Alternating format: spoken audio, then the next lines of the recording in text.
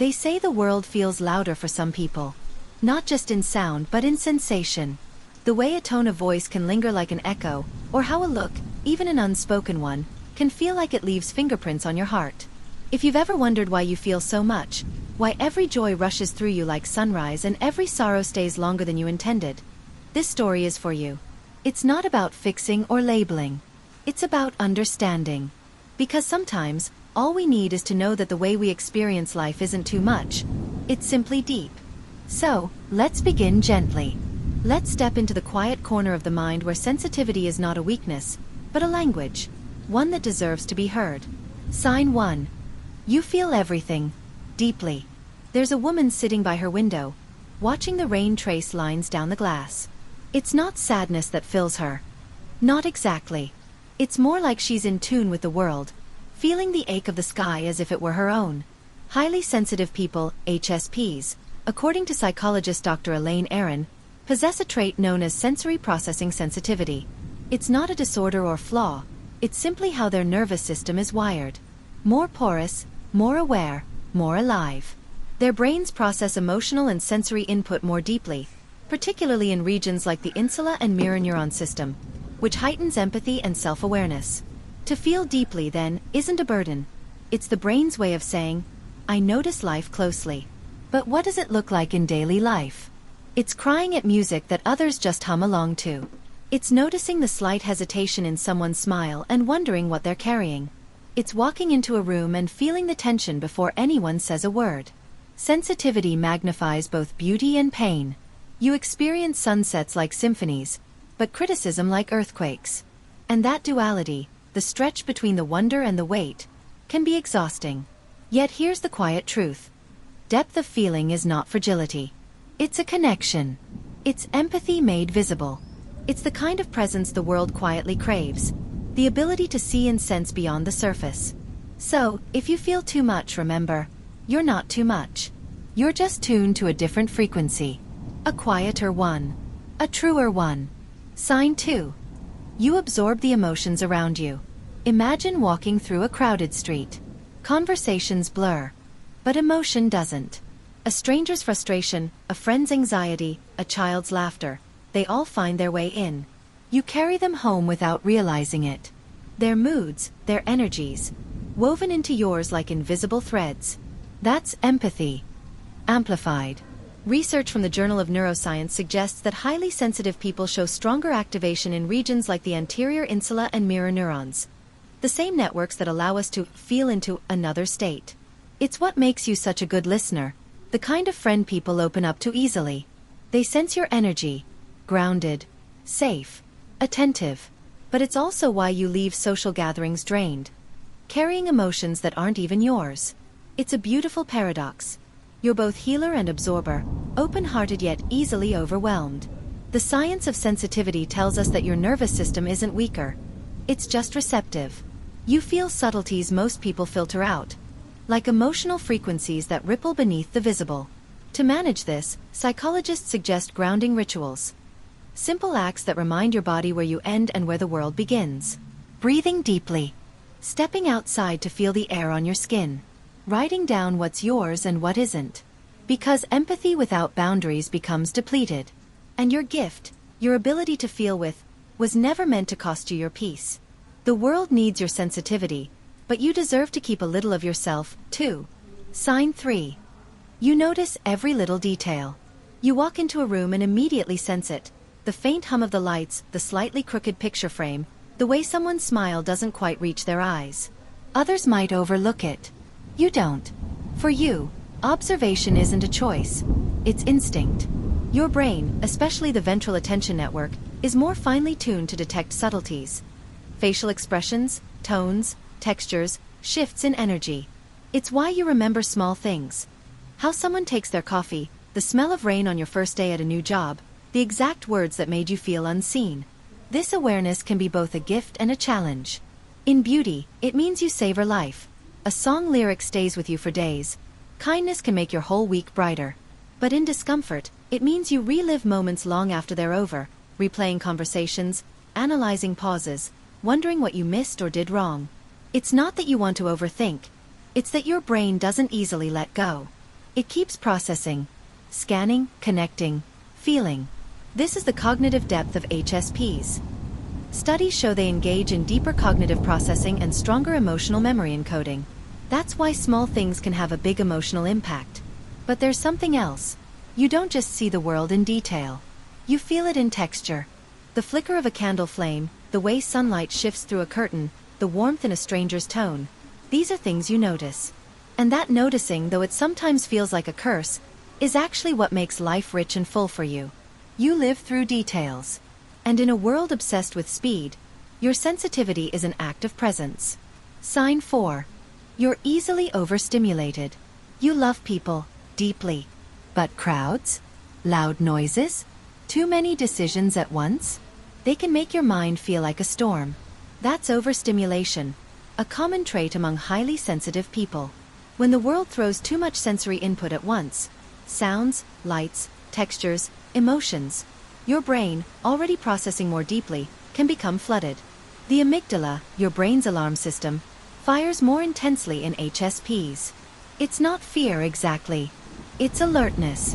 You notice everything, so your system rarely rests. This is why you might need more time alone, why you feel drained after social events, why you crave quiet. Not because you dislike people, but because your nervous system needs space to exhale. Psychologists describe this as emotional regulation fatigue. Your empathy, observation, and responsiveness can wear you out simply because you care so much. But solitude for an HSP isn't isolation. It's recalibration. A way to return to your natural rhythm. So if you find yourself needing silence after noise, or stillness after stimulation, listen. You're not being antisocial. You're being sensitive, in the truest sense of the word. Sensitivity, remember, isn't just emotional. It's sensory. You feel color, sound, touch, and energy more vividly than most. So it's okay to step back. To breathe. To protect your peace like it's sacred. Because it is. Sign 5. You have a rich inner world. While others chase distraction, you seek meaning. You daydream. Reflect. Revisit. You can spend hours lost in thought. Not idly, but deeply. Your mind feels like an ocean. Vast, layered, filled with quiet currents of curiosity. This inner world is one of the most defining qualities of highly sensitive people. It's where your creativity, empathy, and intuition live. You may write, paint, imagine, or simply sit in wonder, feeling connected to something unseen. Neuroscience supports this richness. HSPs show heightened activity in the default mode network, the part of the brain that engages during introspection and imagination. That's why solitude doesn't scare you. It feeds you. It's in those moments of quiet that your thoughts unfold into insight, your feelings translate into art, and your sensitivity finds purpose. But sometimes, that same depth can turn inward too sharply. Into overthinking, replaying, worrying. The same mind that creates beauty can also create noise. The key isn't to silence it. It's to guide it. To let your mind be curious, but not cruel. Why am I like this? Into what is this teaching me? Because sensitivity, at its core, isn't just about emotion. It's about awareness. And awareness, when softened by compassion, becomes wisdom. So, nurture that inner world. Let it be your sanctuary, not your storm. Write. Reflect. Create. Let the quiet within you speak. Because the truth is, your sensitivity isn't a cage. It's a compass. Sign 6. You crave meaning and authenticity. Maybe you've noticed. Small talk leaves you restless. Surface-level interactions feel hollow. You crave depth. Conversations that feel like shared truth. Moments that feel real. For highly sensitive people, authenticity isn't optional. It's oxygen. Your brain's reward system is wired to respond to emotional truth over stimulation. It's not about drama. It's about connection. That's why shallow spaces drain you. Why you can sense when someone's wearing a mask. Why dishonesty feels like static in your chest. You thrive in sincerity. In the warmth of mutual understanding. The quiet safety of being seen as you are. Psychologically, this is linked to high emotional intelligence and depth of processing. You're attuned not only to what people say but how they mean it. You notice the pause, the tone, the flicker of doubt. You hear the feeling behind the words. But that awareness can make the world feel heavy. Especially when others avoid the depths you live in. You might question yourself. Why can't I just not care? Why do I always need things to feel real? Because your sensitivity doesn't tolerate half-truths. Your heart is wired for honesty. Not perfection, but presence. And though it may sometimes feel lonely to crave meaning in a world that rushes past it, you must remember, depth recognizes depth. You will find others who see as you do, who speak the language of feeling fluently. Until then, stay loyal to your truth. Because sensitivity without authenticity becomes suffering. But with it, it becomes art. The gift beneath the tenderness. Maybe you've spent years hearing you're too emotional, too intense, too sensitive. Maybe you've tried to toughen yourself, to fit into a world that rewards indifference. But here's what science and soul both whisper. Your sensitivity is not a flaw. It's a form of intelligence. You feel before others notice. You see connections others overlook. You translate the invisible, emotion, intuition, atmosphere, into something understood. That is artistry. That is empathy. That is humanity at its most awake. You don't need to numb yourself to survive. You need to honor yourself to thrive. And honoring your sensitivity doesn't mean retreating from the world. It means learning how to walk through it with gentleness as your strength. When the world feels heavy, you don't have to harden. You can soften wisely. You can learn that sensitivity, balanced with boundaries, isn't a weakness, it's emotional clarity. It's knowing when something doesn't feel right long before your mind has the words for it. It's sensing beauty in the ordinary, feeling compassion in the chaos. It's the courage to stay open, even after being misunderstood. The science of sensitivity, and the soul behind it. To be highly sensitive means your nervous system is finely tuned. Your brain processes sensory and emotional data with greater nuance. Dr. Elaine Aron's research identifies about 15 to 20% of people as highly sensitive, across gender, culture, and species. It's a survival trait, not a flaw. A heightened awareness that helped early humans detect subtle dangers and emotional cues. But in a world that glorifies speed and noise, sensitivity can feel like an ill-fitting skin. Because you notice everything, and everything affects you. Yet, your biology is only half the story. The other half is what you do with it. Sensitivity can become anxiety if unregulated, but it can also become artistry, empathy, intuition. It's the same neural wiring, guided differently. Your brain's mirror neurons help you feel others' pain, but they also make you extraordinary at compassion, therapy, creativity. Your insula, responsible for internal awareness, makes you more conscious of your feelings, but also more connected to meaning. Sensitivity, in its evolved form, is wisdom. It's consciousness expanded. Feeling not as fragility, but as understanding. Living as a highly sensitive person. You'll still have days when the world feels too loud. When someone's offhand comment echoes in your chest for hours. When a scene in a movie leaves you thinking about it for days. But you'll also have moments where your sensitivity feels like a gift.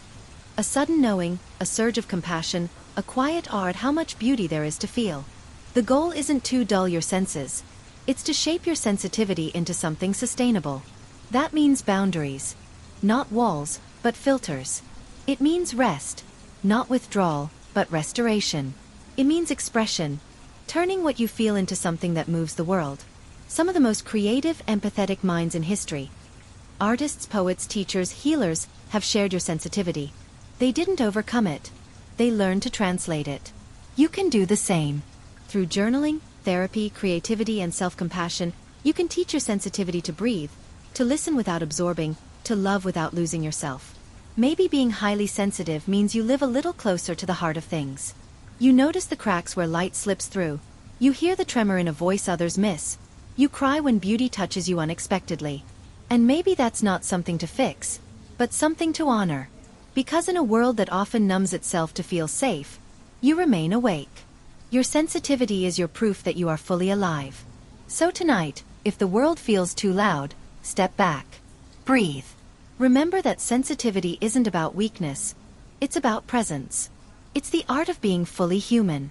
And that, in itself, is a strength the world desperately needs.